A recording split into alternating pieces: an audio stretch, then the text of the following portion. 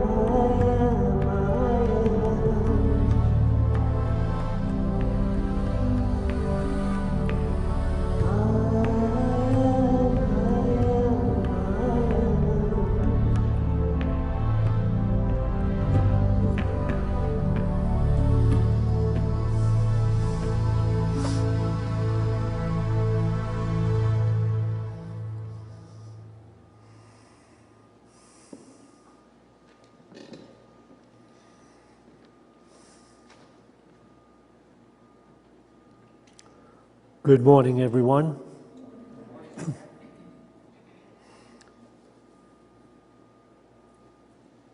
Norma and I and most of our family spent 5 days in New York City, and it was kind of like a retreat into the past of Norma and myself.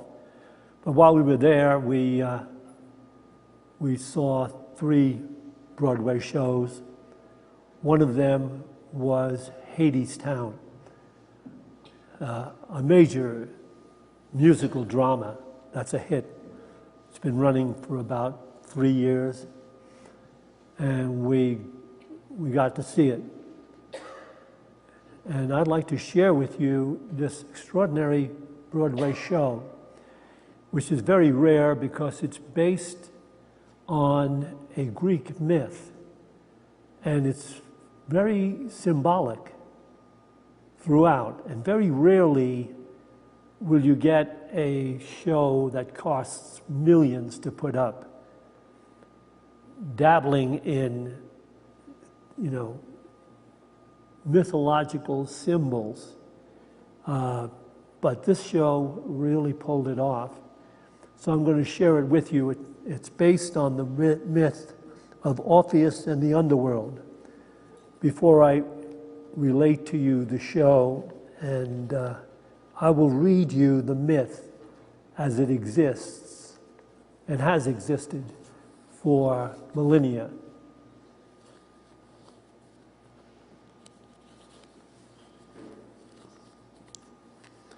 One of the most famous episodes in Greek mythology is the story of musician Orpheus and his descent into the underworld. Orpheus was the son of Apollo, the god of music, and he had been richly endowed with musical talents at his birth, so that when he sang and played on his lyre, no living creature could resist the beauty of his music. Wild beasts grew tame and followed him. Birds ceased their singing to listen to his music, and even the stones and the trees were moved by the songs of his lyre. When he wandered into the valleys, the beautiful wood nymphs were entranced by his singing, and in time one of them, called Eurydice, became his wife. Orpheus and Eurydice were very happy together until one day, while Eurydice was walking by a river in Thrace, she trod on a serpent lurking in the grass. The serpent bit Eurydice, and she died and was carried away by Pluto, king of the underworld, to his home in Hades. Life was empty for Orpheus without his Eurydice. He searched everywhere on the earth for her lost love. As he wandered from place to place, he called her name constantly, and his song told of their love and his great loneliness without her. Hearing his song, even the wild beasts grieved for him. The gods on Mount Olympus also heard his mournful song, but they could not bring Eurydice back to him, for they had no power over the dwellers in the underworld. Having searched the earth in vain for Eurydice, Orpheus knew that she must have been taken down into the underworld. He would gladly have joined her in the cold shadows of Hades, but more than that, he wished that he could win her back into the world of the living. He determined to find his way to the underworld and bring Eurydice back to the earth. So he went to the end of the earth and squeezed through one of the narrow passages that led down into the underworld. Before him was a road running downhill, but with no one on it. Straight down this road he walked, and it seemed the longest road he had ever traveled. At the end, he came to the river Styx, which separates the world of the living from the world of the dead. At the side of the river, a black boat lay in anchor, and in it was Charon, the ferryman of souls, waiting for a passenger. But Charon refused to take Orpheus to the other side of the river because his boat was reserved for the dead. Thus Orpheus took his lyre and he played such a sweet melody that Charon, charmed by the music, agreed to row him across the Styx. At the other side of the river, Orpheus was confronted by Cerberus. This three-headed dog stood constant guard lest any ghost should escape from the underworld. But Cerberus was also enchanted by the music of Orpheus, and he allowed him to pass. Orpheus walked on, unmolested, until he reached the cave where Hades sat on his throne, with his pale queen, Persephone, beside him. Here Orpheus played and sang so sweetly that all the inhabitants of the underworld flocked around him. Young lovers who had been parted by death, loving parents separated from their children, brave heroes who had perished in battle, all gained comfort from the sublime music. For a little while, at least, the damned were relieved of their torment, and for the first time in the eternal ages of their death, they wept. The song that Orpheus sang told of youth and joy, of the beauty of the earth, and of his undying love for Eurydice and the tragedy of his life without her. Even the king of Hades himself wept with pity, and finally he agreed to surrender Eurydice, but on one conditioning. You must return to the world of light by the same way you came, Hades commanded, and you must not stop playing your lyre until you stand again in the sun. As long as you keep playing, Eurydice will follow you, and the moment the sunlight touches her, she will be a living woman again. Then Hades gave him a solemn warning. You must have faith to believe that Eurydice is really following you, he said, because until you return to the earth, she shall not appear to you or be allowed to reveal her presence in the darkness to you by the slightest sound or the faintest whisper. But on no account must you look back to see if she is there. For if you do, she will return to my underworld and remain there forever. Orpheus agreed to those terms, and he set off on the return journey to the world of the living. And as he went, he played and he sang, so that Cerberus let him pass, and Charon ferried him back across the river Styx. Up along the long road in darkness he walked, still singing, until at last he saw a speck of light before him. And as he approached it, he felt the fresh air upon his face. It was then, just as he was about to step into the light, that a terrible doubt possessed him. Had Hades tricked him, he wondered? Was Eurydice really somewhere behind him? He could not resist turning around. Yes, Eurydice was there, smiling at him, but he had broken his promise, and as he watched, his beloved Eurydice faded away, dying for a second time. Wildly he grasped at the shadows, but to no avail. Soon, death-cold Eurydice was on Charon's ferry, being across the Styx, taken across the Styx. This time, the underworld remained obstinately closed to Orpheus. No other living man had gone down into its depth and returned alive. But not even the enchanting singer would be given a second chance to probe the dark secrets. So Orpheus returned alone to the world of the living. Orpheus never forgot his Eurydice, and he mourned her in sad songs all the days of his life.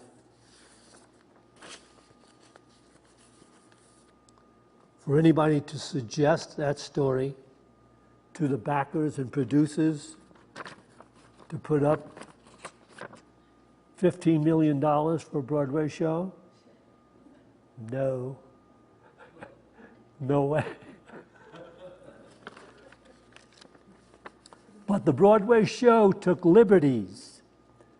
It was set in somewhat modern dress, modern times, in a railway station below which existed the realm of Hades.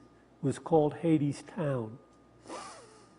From the beginning of the play, Orpheus, the leading character, is trying to finish writing a song that will bring about a transformation throughout the entire world.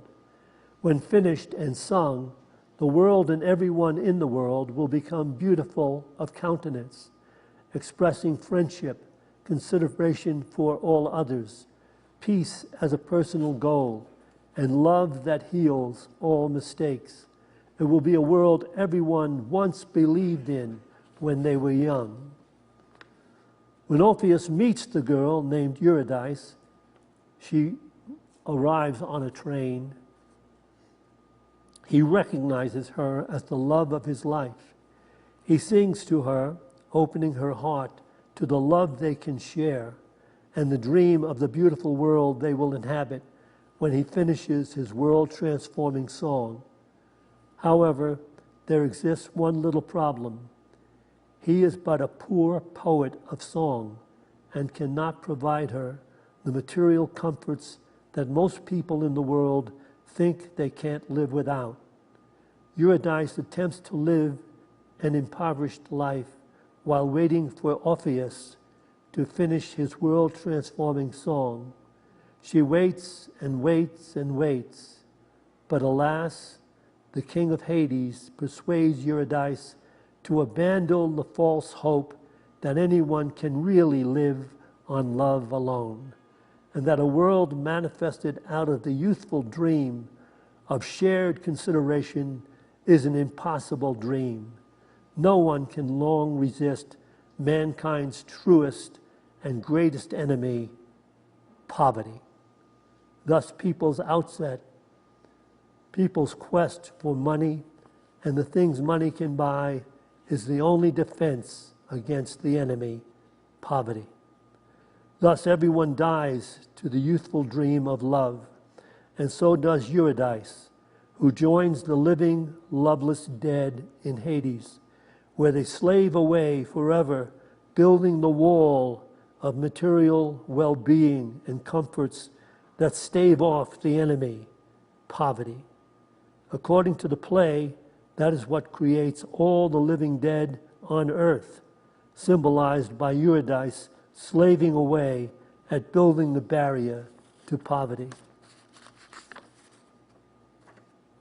She lives in colorless, friendless camaraderie with the multitude of the living dead. The Broadway play, also a musical masterpiece, follows the Greek myth with Orpheus pursuing the love of his life into the shadows of Hades. Just like the myth, Orpheus sings his songs of love, which remind all the inhabitants in Hades, even the king of the dream, even the king of Hades is reminded of the dream of love, which everyone in Hades abandoned for the life of striving to stave off the enemy of poverty. So taken by the song of Orpheus, the king agrees to release Eurydice from death and agrees to let her follow Orpheus out of the long, dark road leading to the sunlight in earth. but on one condition, that the young poet-singer of love play and sing his musical songs all the way and never look back to see if Eurydice is still following him. The cunning king of Hades surmises that Orpheus will fail to have the faith in the love of his life, in the music, in the dream, without Eurydice right beside him. He will doubt she is there for him and look back. Before Orpheus starts the journey out of Hades, he has but one conversation with Eurydice, explaining to her that he can't promise her they will have a perfect life together in the world, that there will always be fair skies without difficult times, and work needed their attention. For the world above, he said to her, is a world of light and darkness, a world where you have to choose love and live from its guidance every day, and not ever, and not even his song, when finished, could transform what goes on in the world of light and darkness. So fated is the whole concept of life on earth, to be a life of light and darkness, where one must choose love every day, that his song cannot change that. Eurydice agrees and embraces him and loves him and promises to follow him all the way out of the realm of death. Thus Orpheus begins the long journey out of Hades. All along the way he sings. His faith in Eurydice is there while he sings. Somewhere in the dark he knows she is behind him. He sings of love. He sings of love and joy. He sings of the new life they will have together. The life that will heal all fears. But alas, when Orpheus sees the first glimmer of light in the world, he thinks that perhaps the king of Hades has tricked him and never released Eurydice to follow him. He turns to see if she is there, and he sees her smile and her tears as she fades back into the eternal darkness of death. Even in a play that cost about $15 million, that's how the show ends. But not quite. The play is brilliantly written and staged. The music is sensational.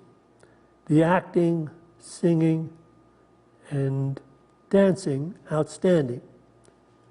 But still, could the producers dare to leave the Broadway audience with such an unforgettable tragedy?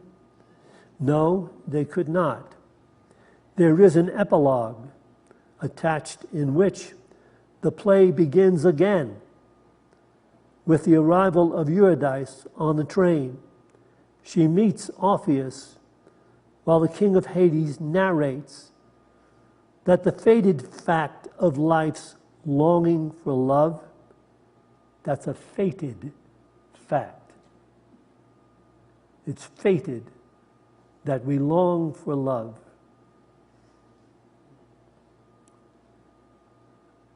Is never ending in its never-ending cycle, even though it always fails. The fated fact of longing for love is an endless cycle, but in the end, it always fails. This is the king of Hades speaking now. There is no reason, however, not to create your own dream of the world and to enjoy the cycles of love as they come and go in life.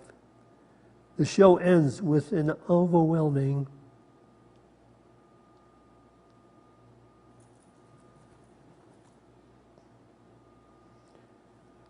An overwhelming choral arrangement celebrating the cycles of life in which we can awaken and enjoy love as it comes to us, and even enjoy love as it leaves.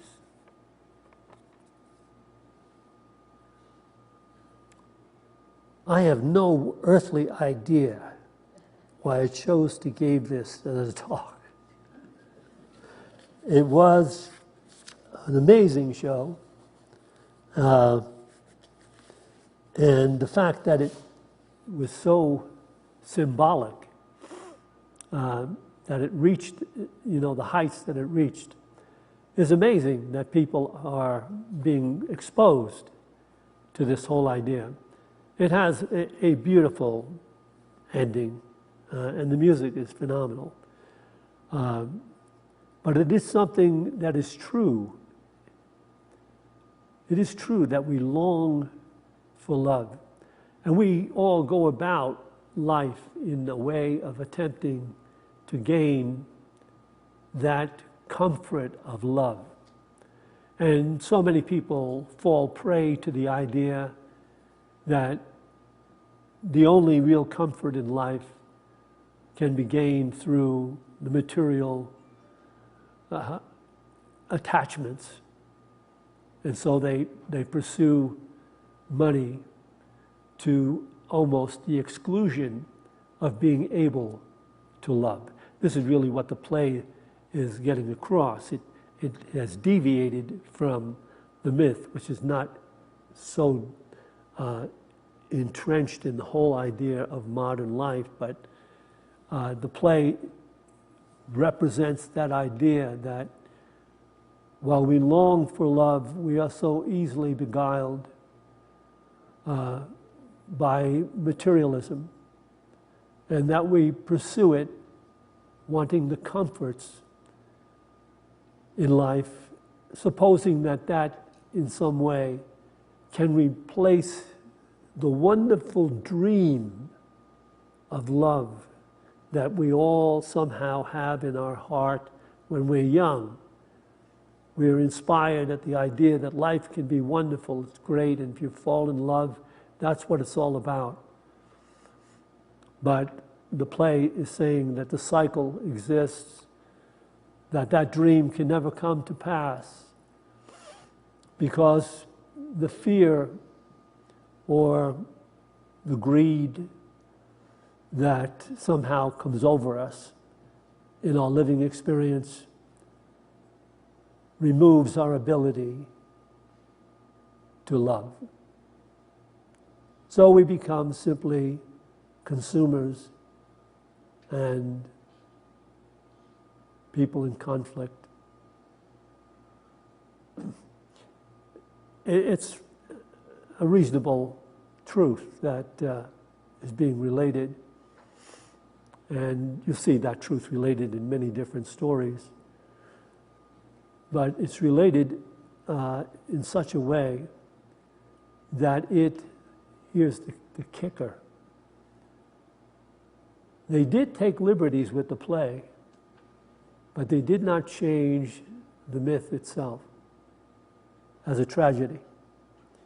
The myth speaks of it as just that, with all the love that we may seek and pursue. In the end, we doubt that it can really prevail. And so we're beguiled, as Eurydice was beguiled, to follow the darkness, the death of love, in the pursuit of worldly comforts and the things that money can buy. So I have, okay, we still have some time. If there is any truth in what is being shared, which there is a lot of truth, the end is beautifully devised. to bring you back into the whole story, but then to see how you can enjoy the love as it comes and realize that even when it goes, at some point it must return, because the cycle is just that. You go through those cycles. So I'm going to lead a meditation in the awareness of the presence of love, which means if one is to find that place in one's experience,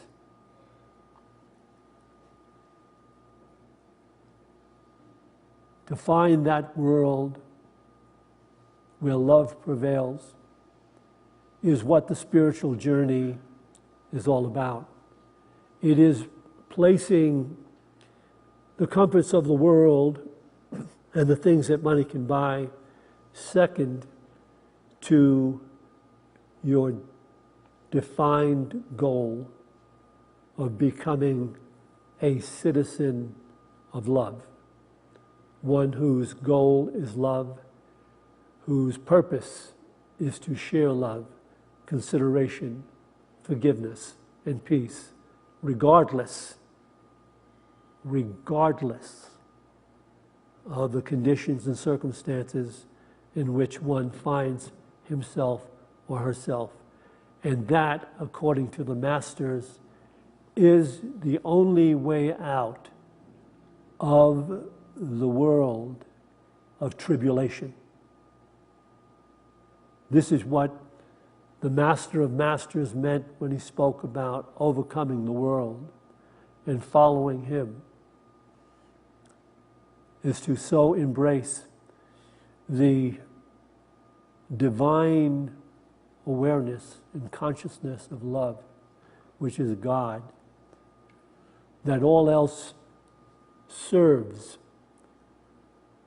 to that priority in one's life ongoing. So it will always be love that is guiding, always mindfulness of love that leads us to the life truly worth living. So we'll begin by taking a couple of deep breaths. As you release your breath, release any particular cares or concerns you may have brought with you.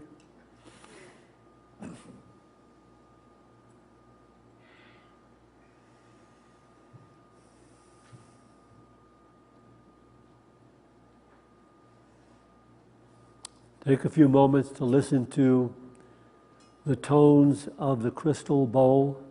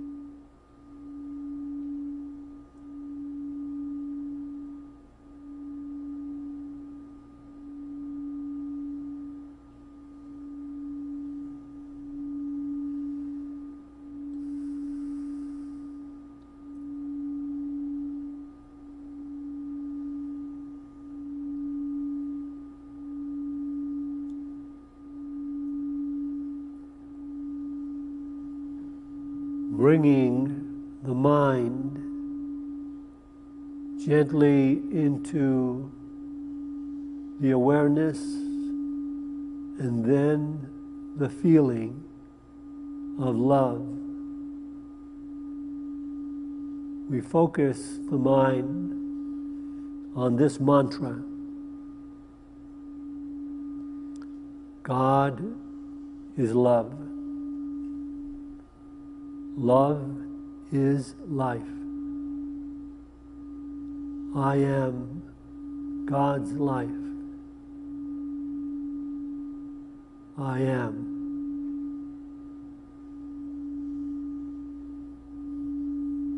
God is love.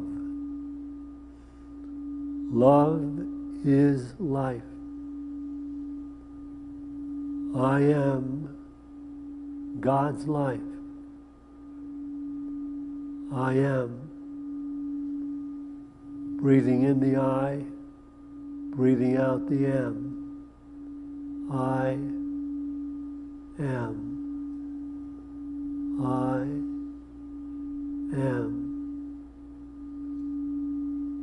God is love. Love is life. I am God's life. I am. I am. I am.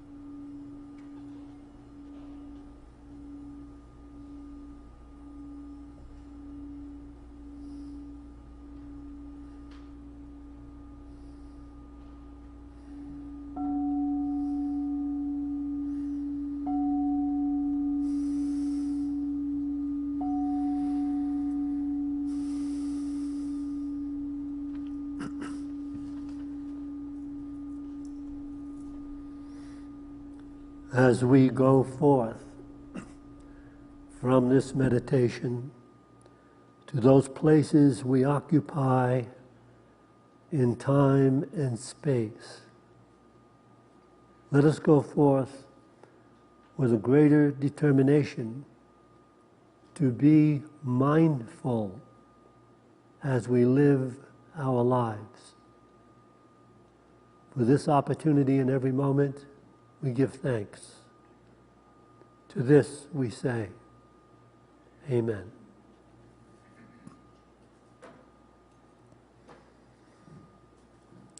We will take an offering for unity now.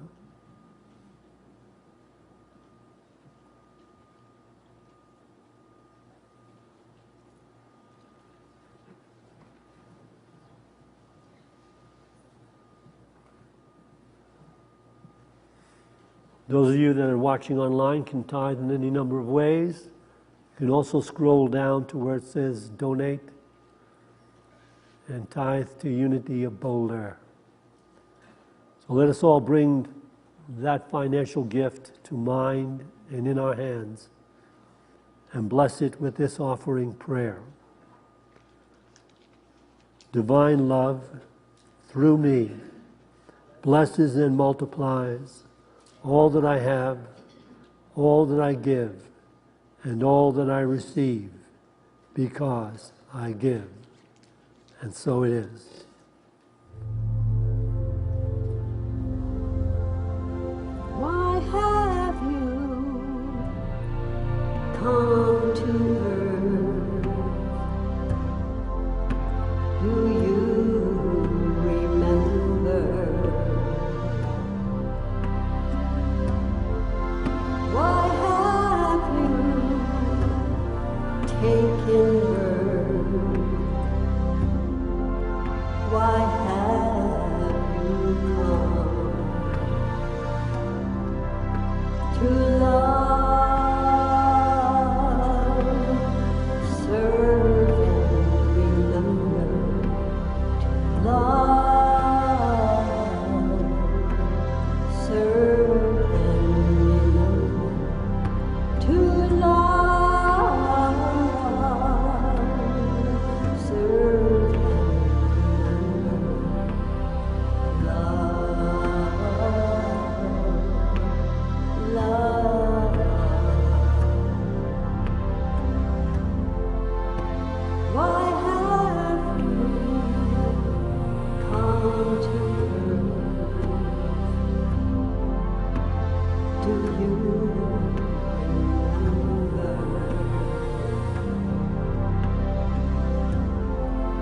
Why have you taken birth?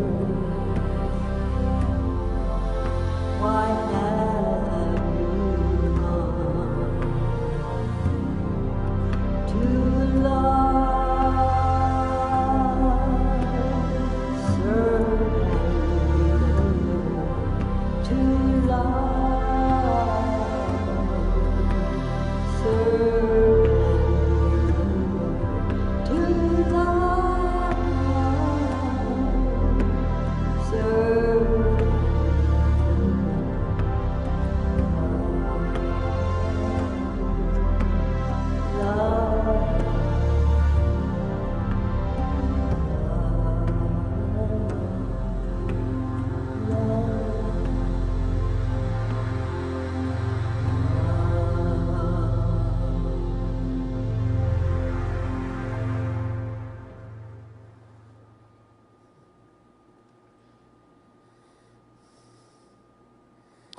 Join me now, please. We dedicate this tithe to the will and the work of the Spirit of Truth, the Spirit that joins all of us. We dedicate this tithe to the victory of the Spirit of Truth. Amen.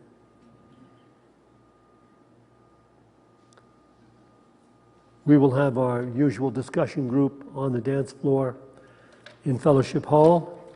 Is there any other announcements? Are we doing anything today after this service? Okay. Cool. To everyone, have a beautiful day.